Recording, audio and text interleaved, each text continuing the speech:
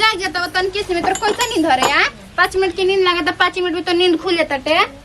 दम तबाह कर रख ले मन लगे एकदम तबाह कर रख ले सोचनी है नो कि सूत गई ना त पनी रह के तनी सूती तनी काम कर ली त ना सूती हां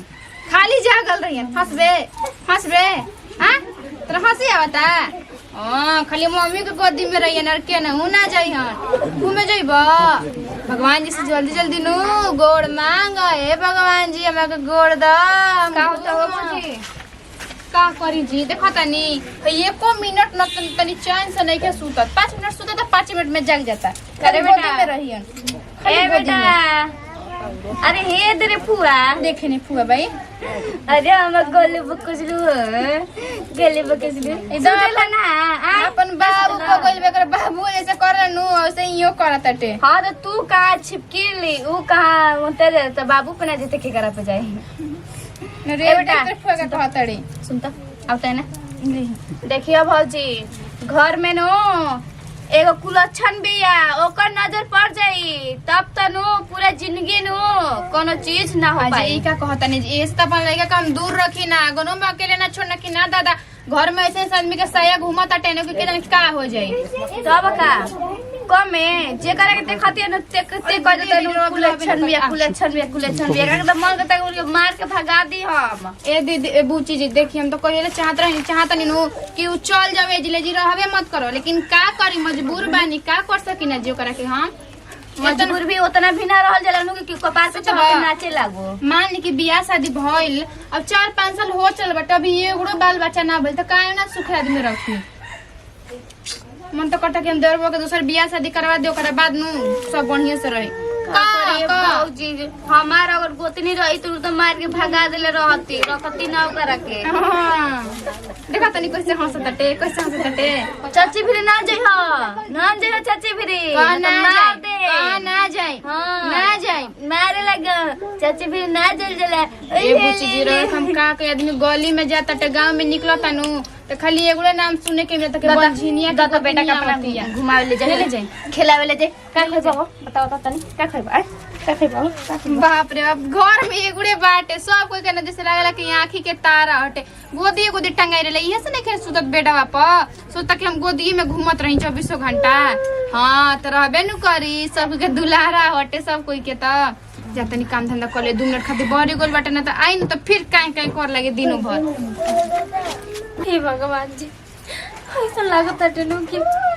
हम जिए के लायक नहीं कि ये धरती पे अरे कौना काम खातिर अन्न धन देले बड़ा कि आज तक हमरा के बाजी नहीं रखले बड़ा कितना हमर सपना बाटे कि हमरो एगो औलाद हो हम माई कहती ओकरा के खिलाईती पढ़ाईती लिखाईती कितना मन में श्रद्धा बटवी भगवान जी गाँव जवार घर सब लोग हमरा के ताना मारत रहता दिन राती अरे सुबह सुबह तो हमार मुंह भी कोई देखा लेके पसंद करत खाई भगवान जी कौन बड़ रहा का चुप से घंटा तू रोते रहले सब अच्छा लगता बतावा हमरा के तू काहे खातिर रोत रही हम नहीं के समझत नहीं के जाना तो ए जम का करी ऐसा लागत है भगवान जी ना जाने हमनी से कौना गलती के बदला ले रहल बाड़ अरे कैसे मत रो तू दास हो गेलो तो हमरो लागे बताव तो कौन कर हमने कहले हमने की सजा मिला था अरे छोड़ा जाए तो दुनिया वाला तो बोलबे ना करे बोले दो सब कम मुंह चुप कर हम सब के ताना सुन के बहुत परेशान हो गइल बानी मन तो करे था कि अपन जान ही दे दी अरे ऐसे काहे बोलता रू हो का करी जी यही घर में सब लोग कितना हंसत गावत खेलत कूदत बाटे लेकिन भगवान जी ना जाने नो हमरा खुशी में काहे ऐसे कइले बाड़ा अरे हमनियों की जिंदगी में खुशी आई भगवान के घर में देर बांधेर थोड़ी है ना माई मना बनम जी हमरा के कोई माई ना कही जी बताई ना कोई कौन ना माई कही सब कोई माई कही काहे तू चिंता करत रू अभी तो देखो अभी तो हमने इलाज तो करवा दे ना अभी मान के चलो कि 6 महीना तक महीने के बाद पता चलबे करी क्या होई का नहीं अभी तो डॉक्टर से देखवाबे कहीं नहीं ऊपर से ओझा भगत बोले ओकरा से देखवाबे कहीं नहीं अब 1-2 महीना रुक जा तू ऐसे मत हाँ 4-5 साल में ना भल तो 1-2 महीना में हो जाए खिला ले माँ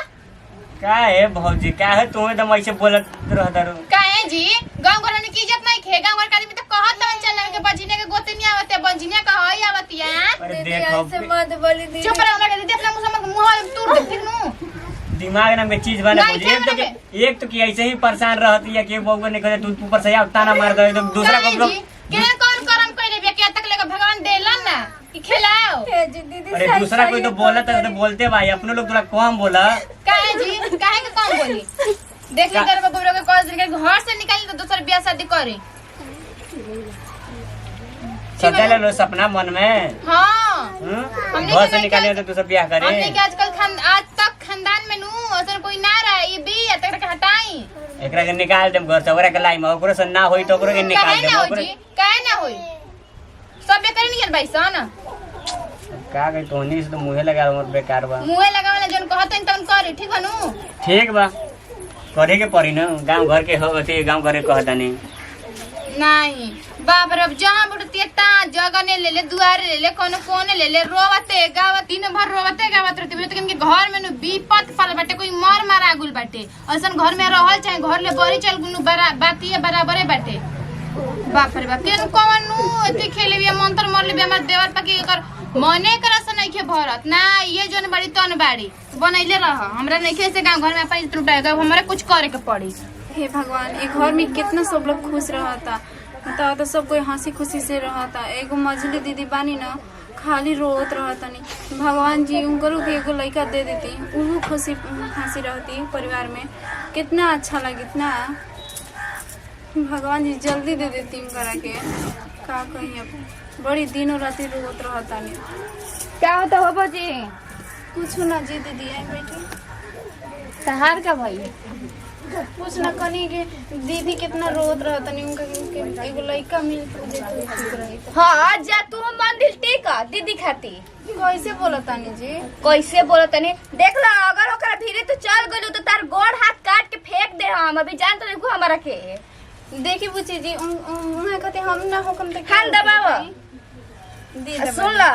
तरह के एगो बात कह दे तनी कब ओकरा ना परछाई धगिया ना ओकरा भीरी खड़ा हुई ना ओकरा भीरी बैठी ना ओकरा खाना दिया ना पी ना ओकर कपड़ा खींची ठीक बा ना ओकर कपड़ा पहनी है तो भैया से कह के निकलवाई दे हम ऐसे काहे कहता नहीं बुची जी देखो तनी ना कितना रात दिन दीदी रो तनी तो रोवे दा जैसन कहले भी ऐसन पावती है कौन ठीक बा नहर में कुछ करवाइले होई मुंह काला करवाइले होई ओइ से भगवान जी लेकर फेंका न खन दे तो करके ऐसे मत बोली जी उनको एक दिन भगवान जी गोद भर दी हन तो तुम आई हड़ू कि गोद भर दी हन माई कनिया हड़ू कनिया लेखा रह घर में एने ओने के बात न सुनो चला जोन तार काम बा तो अपन काम कर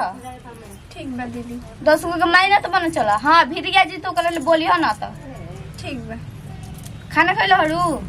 हाँ खा ली बनी देखो तो कि भौजी बड़की भौजी बाड़ी तो फिर नहीं जात ना बैठ तड़ी ना उठ तड़ी ना अपन लड़का के बैठे दे तड़ी लड़का के अपन हटाइले रह तड़ी केहू गली में जाते तो केहू करके बोलते रे बझी नहीं है बताओ तो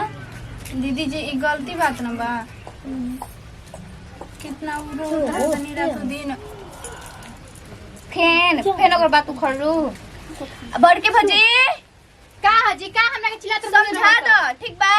का समझावा तो इतना दिन हो गेल ओकरा फिर मत जाओ ओकर परछाई पड़ जी ना त तू रह जेबू ऐसे ही ना अपना बानु खिलाए के ना खिला पैबू ई बड़की दीदी कह के उनकर तेलावा लगावा गड़वा हाथवा में जा जोन बाटे जन हम कहत हई तने तू करो ढेर दिन घर में नहीं खराए वाली ऐसे मत बोली दीदी जी हां मुंह लगा तनु तो जब निकली घर से तो तू जरे निकल जी लेकिन ये कमी नहीं के अपन दोनों देवर के बियाह कर दे तब का फैंस में भैया का बियाह हो जाई मत करब जा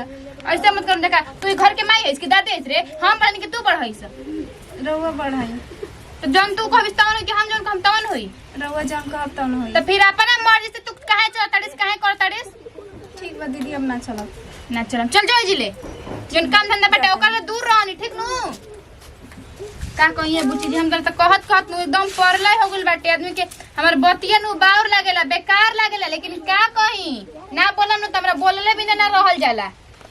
हां तो सुन ल खाली भैया हमर बात मान ले तो कर खिदरवा बात ना मानिए त हमरा जबरदस्ती करे आवेला वो ऐसे ना मानिए नु जबरदस्ती हमरा करही के पड़ी हमारा नहीं बाही बांझ के घर में रखे के अपन नाक कटवावे के। ये बताओ हमने के गांव में कितना नाम रहे, जब से वो उतरल भी तब से केहू कर देता हो बझिनिया के घरवा कहै स खानदान ना देखल रही दिन जो आज हम ई दिन देखता नहीं काहे देखता नहीं खाली अपन देवर के चलते देवर असल में कि दोसर बियाह करे पर राजी नहीं लेकिन जबरदस्ती हम बियाह कराई अब देख लेम रौरा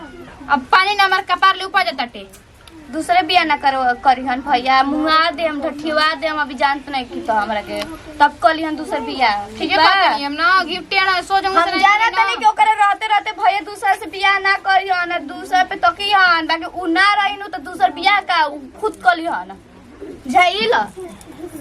ठीक है कहते नहीं बुची जी जात जात नहीं एगो बात तो कह के ठीक है कोई नीनू कि अगर ई ना रही तबे उ बियाह करियन काहे के भीरी जब कुछ कोई रहेला तो मोह लगबे कला कैसे कलबा अर्गट माया परगट माया जब देखे तब आवे माया जब जब देखा तो माया लगता टे ई ना रही नहीं